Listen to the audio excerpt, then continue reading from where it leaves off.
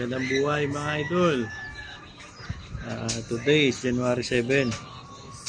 Welcome to Gardo Backyard TV. For today's video nga pala, kita nyo itong hawak ko. Ano ba sa tingin nyo? Sabi ng tropa ko, lalaki daw to. So ano siya, binabae.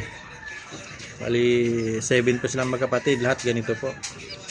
Bali update ko po kayo monthly kung talaga bang binabae ko sila.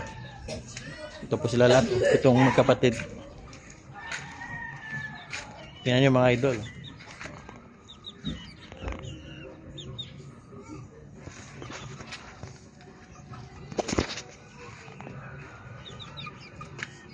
Ito yan. Wala tayong cameraman.